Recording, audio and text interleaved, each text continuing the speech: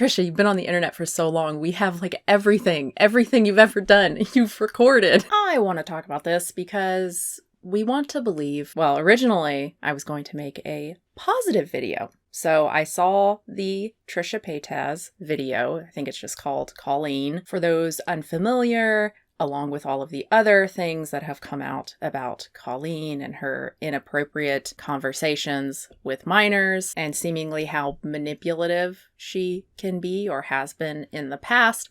Along with that, it's come out that she would send OnlyFans photos and video from Trisha Paytas's OnlyFans to other people, including her fans, including her child fans, to like make fun of Trisha. And this is not something she did when she was a teenager or even like early 20s. Someone well into their 30s just gave birth sending nudes. And a month prior, I was in her house meeting her child and doing a mukbang, meeting her newborn and doing a mukbang with her. There's a lot wrong with Colleen. I hope she gets therapy and gets the help that she clearly needs. I mean, she put this out into the world thinking this was appropriate. These kids are clearly hurt by what you did, and this is the response she gives. You know, again, she needs help. Point is, I watched Trisha's video, and like a lot of people, I watched it thinking, wow, she has really matured. You know, she takes her time with what she says in the video. She's very calm. She seems hurt, and she says she's no longer going to do the podcast with Colleen.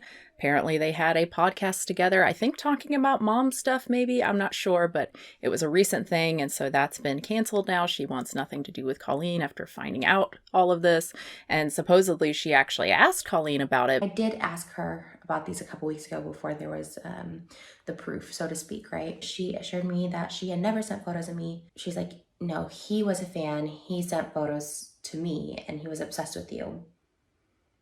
And he would just send me it, and once in a while I'd like respond to him and be like, hey, okay. That's what she told me a couple weeks ago. And again, this really hurts sex workers as a whole. This is out there, and it looks like we're some deviants because this is used in this way. It's disgusting. Yes, I'm a sex worker, but a lot of those images and videos were behind a paywall.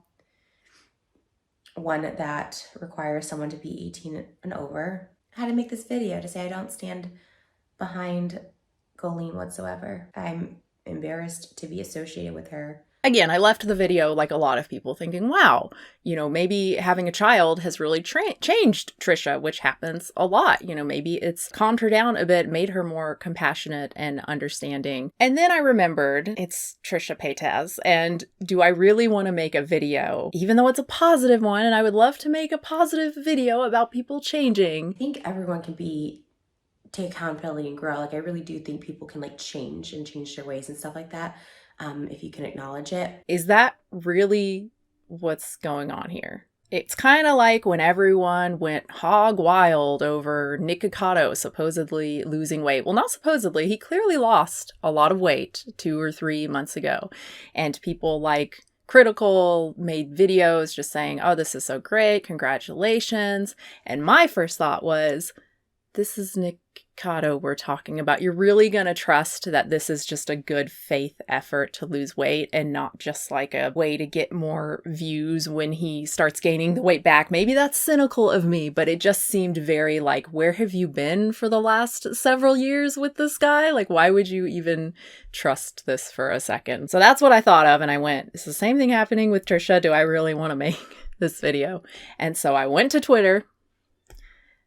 So one of the big claims Trisha makes in her video is that she has always had a hard stance against doing anything with minors. Everyone knows I have a very, very, very firm stance on talking to anyone underage, platonic or not. I've always been very, very firm with this, that I think it's inappropriate. I've been known to talk about many occasions where someone is just 17 years old and I don't feel comfortable being around them, hanging out with them.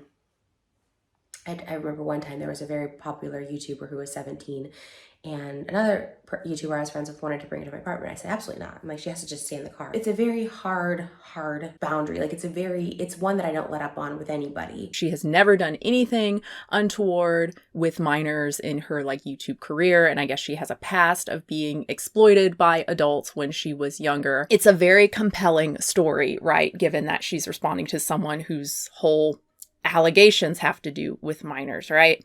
But of course, it's not true.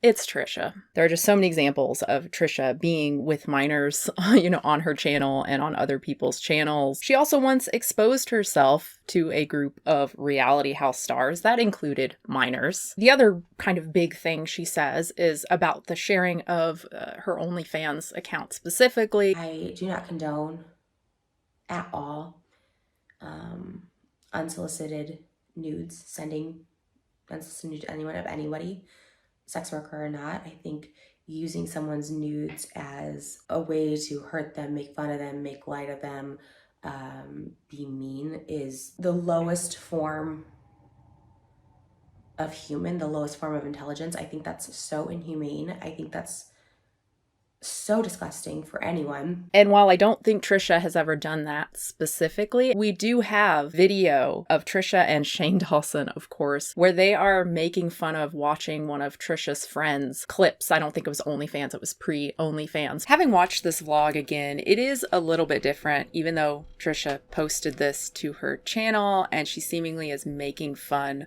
of sex work. She's more making fun of the idea behind the particular video from her friend YouTuber that they watch, where the friend basically trolls. You think they're gonna have sex, but she and the guy just end up like buying stuff on Etsy or Amazon or something the whole time. They're just shopping, and so they were more laughing about that. This is the funniest thing. We weren't going to vlog about this because we were embarrassed, but then after the outcome, we had to. And then she starts going, ooh, I got my husband's credit card. Oh, yeah. We should buy some shit on Etsy. We should buy each other gifts on Etsy. We should Amazon Prime that gift. He won't even know. And then jokingly, I'm like, oh my God, what if this is 22 minutes of them buying shit online?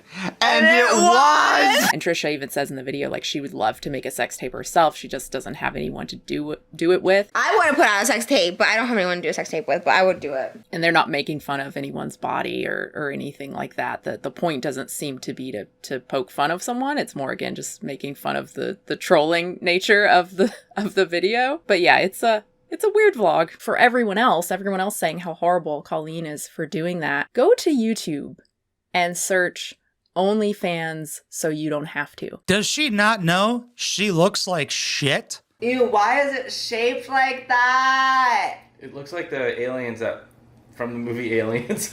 Literally making videos, monetizing this, where they just watch other YouTubers, celebrities, whatever, OnlyFans accounts and laugh at it. Like, that's it. That's the joke. So let's not pretend that this is just unique to Colleen. Again, I'm not talking about the Colleen sending it to children. Pretty sure that's illegal. But to act all high and mighty, I would never laugh at another person's body. I would never make fun of sex work. Come on. And going back to the kind of dealing with minors and exploiting minors, I don't think she uses that phrase, but Trisha has a child. She keeps that child off the internet, right? No, of course she doesn't.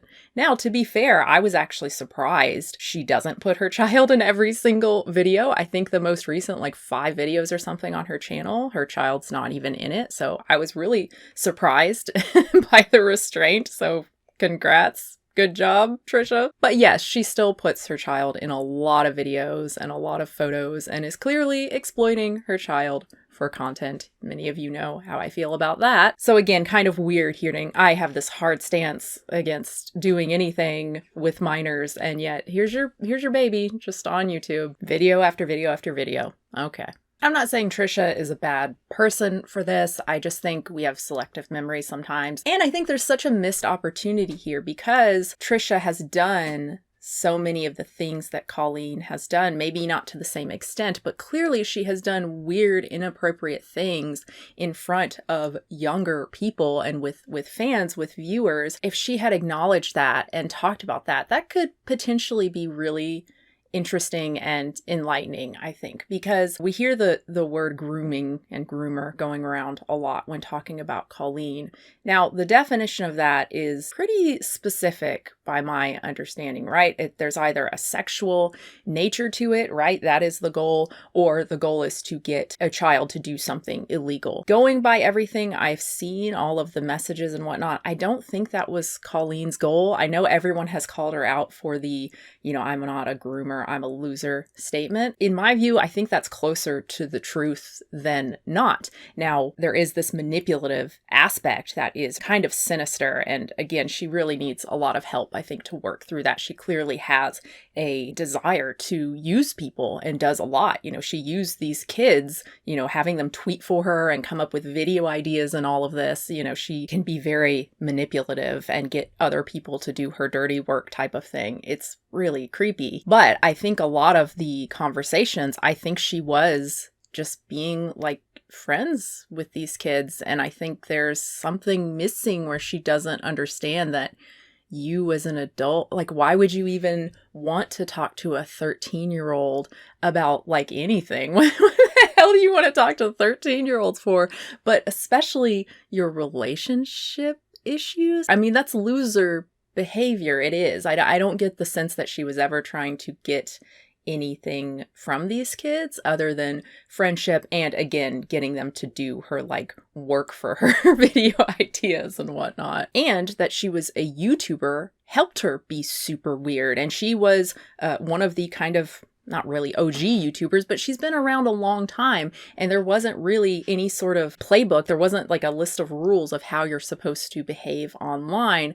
Kat Black made a similar sort of comment in her video on Colleen. Back then, when we started making content, not a lot of people were really seriously considering becoming famous in the way that a YouTuber would become famous. Maybe famous in the way that a reality TV star would become famous back in the day, but not in the way that a YouTuber would become famous. In a way where you're encouraged to have constant social interaction with your audience. And so to some degree, as a creator, I can understand her not always knowing how to navigate that. But the part I don't understand, and this is something I haven't really understood about her in general, is there's no part of me that would feel comfortable having sexual conversations with people who are underage. So I think if Trisha could be honest, I think she could have maybe had some interesting insight on how this sort of stuff happens, because to the rest of us, even though I'm a YouTuber, I'm not a YouTuber in that sense. I don't hang out with other YouTubers. I don't live in LA. I'm not that kind of YouTuber. I'm just a fucking mom who makes videos. I would love to know how this kind of stuff happens and how it can be normalized, right? Just having these conversations with fans and meeting up with all these other people, some of whom are going to be rather young, and it just becomes normalized. I think it could have been really enlightening and interesting, potentially. But instead, it's Trisha, so we got lies. I mean, we as viewers need to be more discerning, I think, and that, look, YouTubers are weird. So many YouTubers are weird.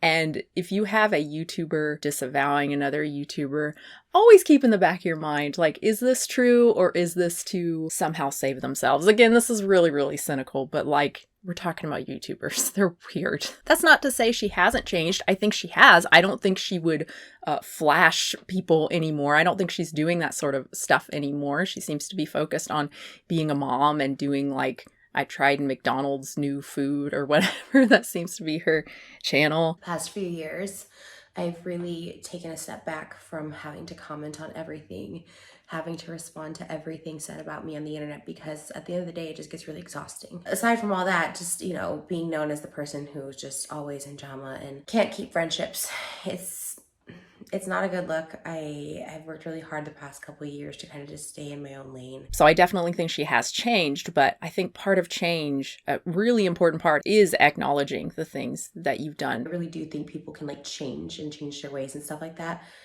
if you can acknowledge it. Particularly if you're going to go after someone and if you're going to say 100% you have never done those sorts of things, when you have, like we have, Trisha, you've been on the internet for so long, we have like everything you've ever done, you've recorded. To end on a positive, I think I can spin this a little bit to be positive, but you know, we want so badly for people to have redemption arcs. As much as we love the drama, we also want people to apologize, and I think we want the outcome ultimately to be good. We want Trisha to change, and we want this video to be like, yay, she's different and she's mature and like this is great. We want that so badly. We want Nikocado to really be making an effort to lose weight and get healthy. Oh, and another positive, kind of semi-related note, but I see a lot of these Instagram moms and their content is like mom focused, right? They make all these little videos talking about being a mom and these funny things, and they don't show their children. And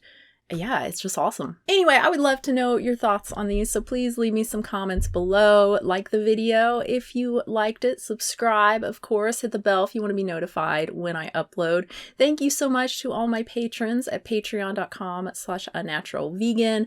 I do post 2 exclusive videos there a month for $5 plus patrons. The second of which is a controversial topic unrelated to veganism. So I guess this could have qualified. I also have some shirts and some awesome tote bags. They are such good quality. I love these tote bags. And a nice mug. And I have my Amazon store page. And that's it for me, guys. Thank you so much for watching. New video soon. Oh, I love this fan so much. Actually, I think I have it on my Amazon store page.